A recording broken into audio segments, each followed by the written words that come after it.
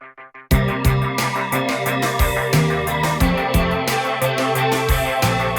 guys, it's Ashley. Welcome back to my channel. As you can see by the title of today's video, today we are watching Friday the 13th on Friday the 13th. And as you can also tell, I'm doing another vlog style, watch along type commentary. Very informal. I'm just relaxing today. Got my Friday the 13th shirt on. And yeah, this is going to be the start of me covering the Friday the 13th franchise on my channel, and I'm super excited. I'm going to say the Friday the 13th franchise is probably my third favorite horror franchise. I grew up watching it alongside Halloween and Scream. And today we are starting with the original, 1980, directed by Sean S. Cunningham. And I'm actually going to be playing the film on my little CRT, in addition to watching it on my bigger television. But yeah, I've always personally enjoyed this film. I know not everybody does, but let's not waste any more time. Let's watch Friday the 13th.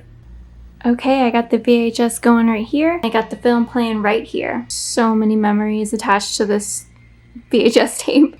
Got the classic POV shot going, following in the footsteps of Halloween. Honestly, Camp Crystal Lake looks kind of dinky.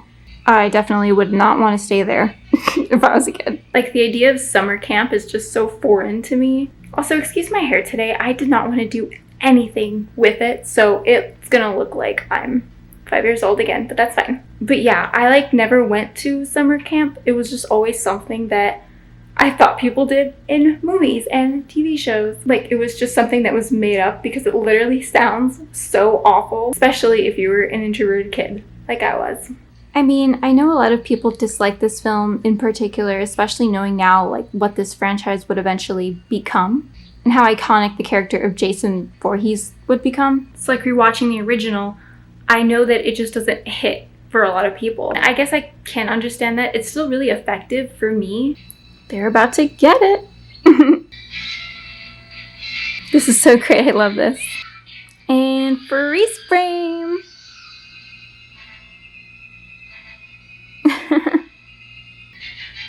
Iconic. And listen to the score by Harry Manfredini. It's just so amazing.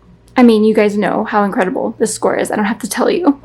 Yeah, growing up, it was films like these, horror films like these, that truly captivated me, truly captured my attention, and made me excited to watch movies and gave me this rush. It's like I was scared, but I was entertained and enthusiastic, and I just never forgot that feeling, and it's why I still love horror to this day. I was very quiet and shy growing up, even around my own family, and I just watched a lot of horror movies, and I listened to a lot of music. In a lot of ways, music and movies became kind of like my friends. That sounds super pathetic, but it's true. I spent much more time listening to music and watching movies than hanging out with friends. And there's good old Crazy Ralph. Honestly, truly iconic. I should be Crazy Ralph for Halloween. Oh, he just touched her booty. Who would have thought this would turn into what it would eventually turn into, This huge franchise. I mean, I believe this was actually a quote from one of the producers or writers of this film. I'm not exactly sure who, but he literally said this was a blatant ripoff of Halloween.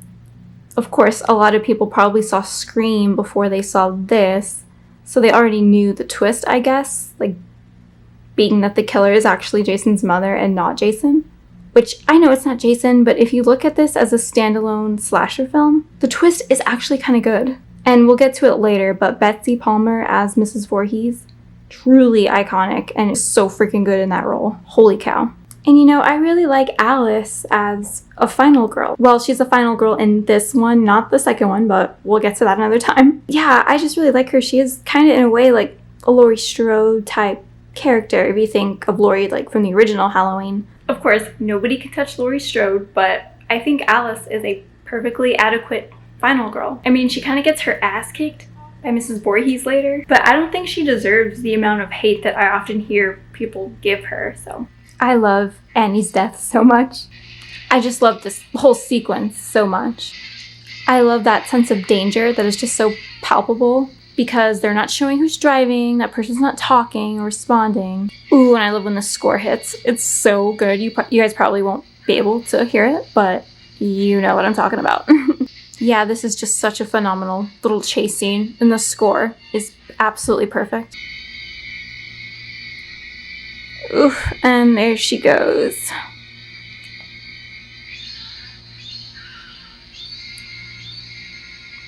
And look at those effects by Mr. Tom Savini. Oh yeah, and the part where they actually killed somebody's pet snake. Ooh. Yeah, I have no idea where I heard that, but apparently that was somebody's pet snake. Like, I guess somebody from the crew or something, and yeah, they just freaking slaughtered it.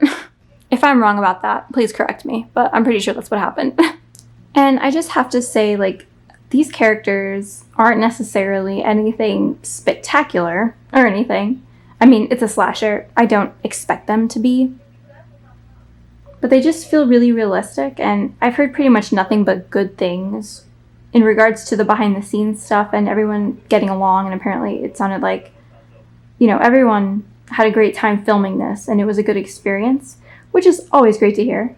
But yeah, as the films go on, we always have these groups of teens, whether they're campers or just, you know, at a house or wherever, that are just there to bang and then get slaughtered, which is fine. They're just following the formula. And I'll talk more about this when we get to like the individual films, but I've just never really been a big fan of the teens in the Friday the 13th films. Some films are worse than others, but I think the original definitely had the better characters compared to the later films. Look how absolutely gorgeous that shot is. Filmed in New Jersey. Ned's about to get it. I love that his death is off screen and then we get that super cool death reveal later. And another thing that I just really appreciate about this film in particular is that it really does kind of take its time. I would call it more of a slow burn, obviously, like compared to its subsequent sequels. It makes it so much more frightening and unexpected and jarring when there is a kill. And I love the kills in this film, by the way. But yeah, I often hear people say this film is kind of a slog, or that it's boring, or that it's not worth watching because Jason isn't the killer. I guess it's just a matter of different tastes, but like I said, I love that it's more slower paced because I love the camp setting, especially in this one. It feels very isolating and dangerous in a way that the other later sequels don't. This one and the second one definitely feel the scariest. Maybe it's just because I grew up watching this one and the second one specifically that I kind of have a special attachment towards these ones, but yeah. I've always loved this when the camera goes up and you just see Ned's dead body and you just find out that he's been laying up there dead while they've been banging. This is totally my favorite kill. It has to be. It's too good. It's about to happen. Oh. Look at that.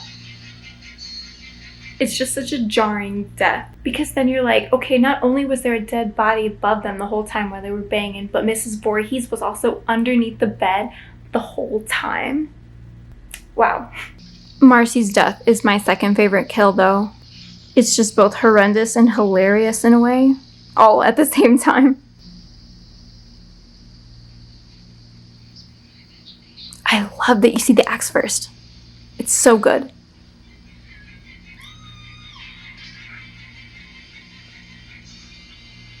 Oh yeah.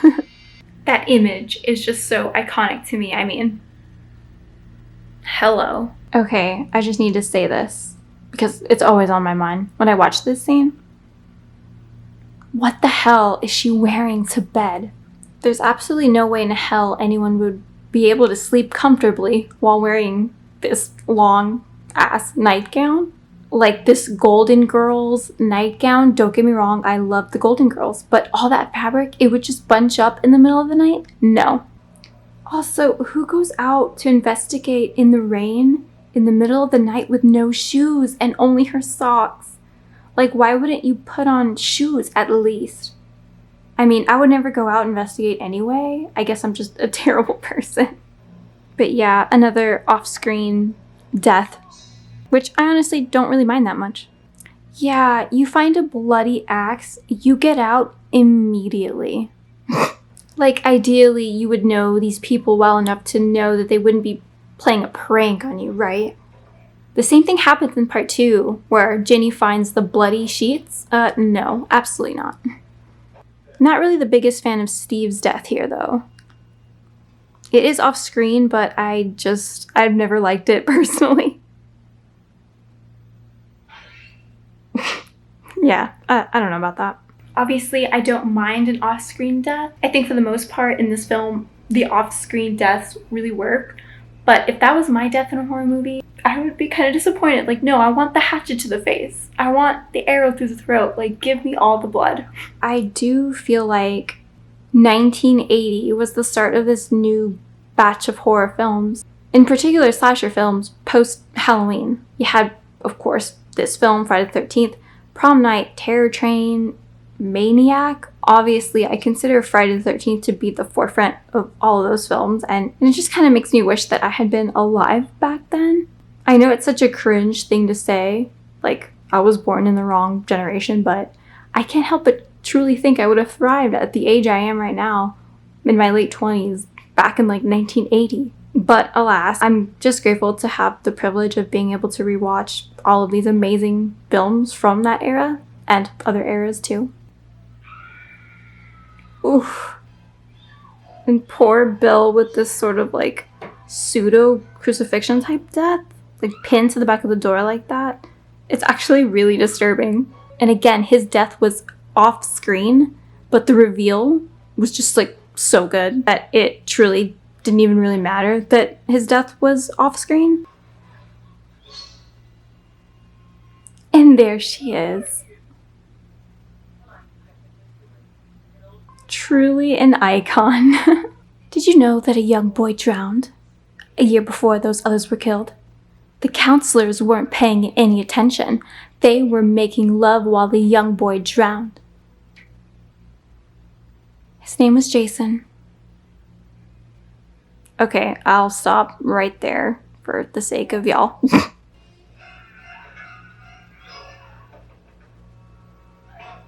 Ooh. I mean, I've said it before and I'm going to say it again. Mrs. Voorhees is an extremely interesting character and villain in horror. Like, she's an older woman, which is not the most common type of villain in a slasher. I mean, it's been done, of course. If she's this woman avenging the death of her son, and you think, okay, so was she a crazy bitch or was she the best mom ever? I'd say both.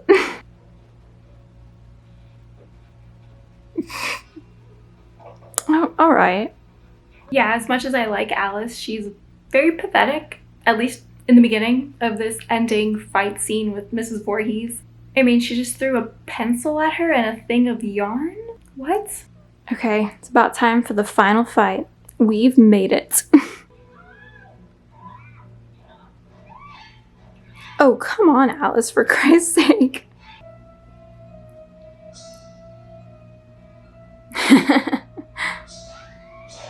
Ooh, off their head. I absolutely love this ending scene with Alice in the water. I have always been just so enamored by the beauty of this whole sequence. The cinematography, the score by Harry Manfredini, and of course, the scare at the end. But, I mean, this is just incredible.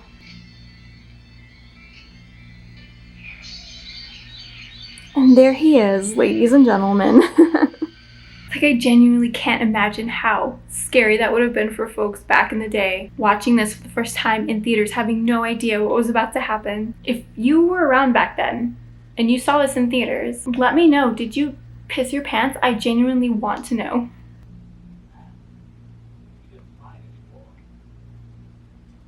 Then he's still there. Wow, what an ending. Okay, you guys, that was Friday the 13th, the OG, the film that got Casey Beggar's boyfriend Steve killed. It's definitely not my favorite in the franchise, but it's definitely up there. I mean, I guess I just have more respect for it than a lot of people do. I actually think it's pretty underrated as a slasher film in general, but definitely has a pretty significant place in horror history, that's for sure. I get why to some it might be underwhelming, especially compared to the sequels that would eventually follow it, but if viewed as kind of like a standalone slasher film, I do think it's really solid and actually genuinely scary. We got some incredible kills and effects, and Mrs. Voorhees being the killer is still such a great twist and reveal. And yeah, it was really fun to just hang out and watch Friday the 13th and talk about it. I'm excited to cover the sequels with you guys, especially the next one, because spoiler, part 2 is my favorite. And there are some pretty bad films in this franchise. Some I'm actually not looking forward to covering, I'll be honest. But it's okay, we'll deal with them when the time comes. And not all of the videos will be in this watch-along vlog-style format. Maybe some other ones will, but for the most part, they'll just be in the regular commentary format. I just felt like being casual today. Hope you guys didn't mind. But yeah, happy Friday the 13th, and I'll see you on Halloween.